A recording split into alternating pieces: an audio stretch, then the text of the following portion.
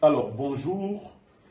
Au-delà des sagesses du jour, j'ai une idée que je voudrais partager avec vous.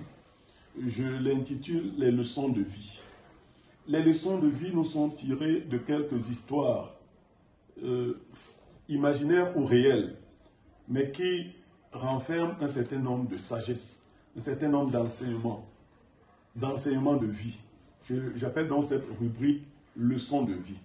Nous sommes aujourd'hui le samedi 11 octobre 2025 et je partage avec vous une première leçon de vie.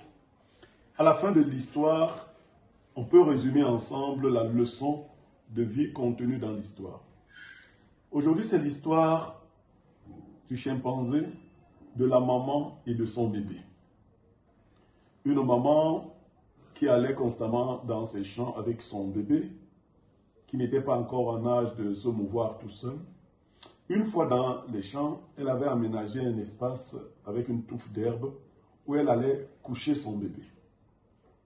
Il y avait un chimpanzé dans les arbres qui observait la scène et qui s'est rendu compte que les rampants pouvaient faire du mal à ce bébé qui était couché dans les herbes, notamment les serpents ou encore tout autre animal qui marche dans les herbes. Alors un matin, le chimpanzé est apparu à cette maman, effrayée. Elle a failli faire tomber son bébé. Le chimpanzé lui a dit non, ne fais pas tomber le bébé parce qu'elle le tenait encore avant de le coucher. Je suis venu te proposer un deal.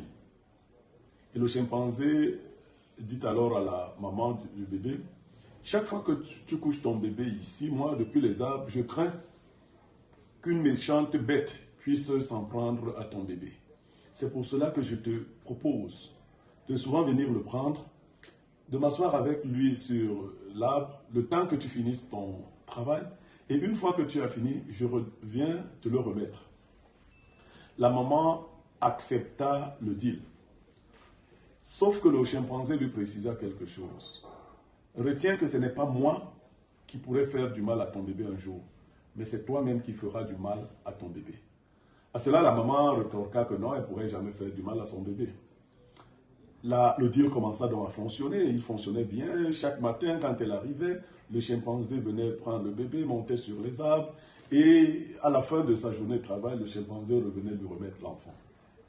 Sauf qu'un jour, la maman rentrait au village, informa les gens du village qu'il y avait dans la brousse un chimpanzé dangereux qui voulait lui arracher son enfant, qui menaçait de lui arracher son enfant. Les gens du village s'organisèrent donc pour aller tuer le chimpanzé. Ils montèrent un stratagème. Ils dirent à la maman, tu vas arriver, vous allez faire comme d'habitude, et nous allons arriver quelque temps plus tard. C'est ainsi que la maman arriva dans les champs. Le chimpanzé récupéra comme à l'accoutumée l'enfant, monta sur le grand arbre, s'assit.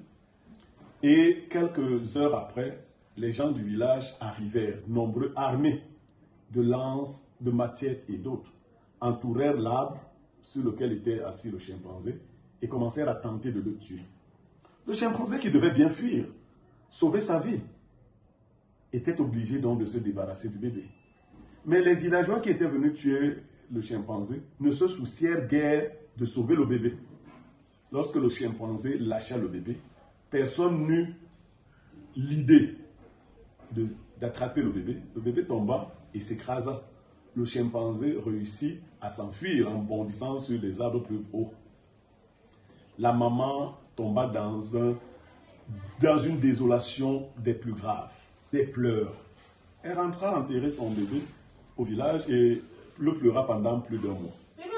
Lorsqu'elle retourna dans les champs, un bon matin, le chimpanzé lui apparut à nouveau. Et effrayé de nouveau de voir le chimpanzé lui dit, est-ce que tu te rappelles ce que je t'avais dit le premier jour? Ce n'est pas moi qui pourrais faire du mal à ton bébé, c'est toi qui lui ferais un jour du mal toi-même. Cette histoire vous permet de comprendre beaucoup de choses. Quelquefois, quelqu'un arrive dans nos vies, dans nos entreprises, dans nos actions, pour nous soutenir. Mais le diable peut nous traverser et nous donner des idées plutôt obscures, peut nous donner l'idée de le détruire. Mais en voulant le détruire, nous pouvons nous détruire nous-mêmes ou détruire ce qui nous est le plus cher. Il faut faire très attention, mais alors très attention, d'être habité par ce genre d'esprit. Les grandes batailles d'équipe se gagnent lorsque chacun accepte de laisser l'autre jouer sa partition. Motote Abende et Polao, disent nos frères, voilà, chacun à sa place.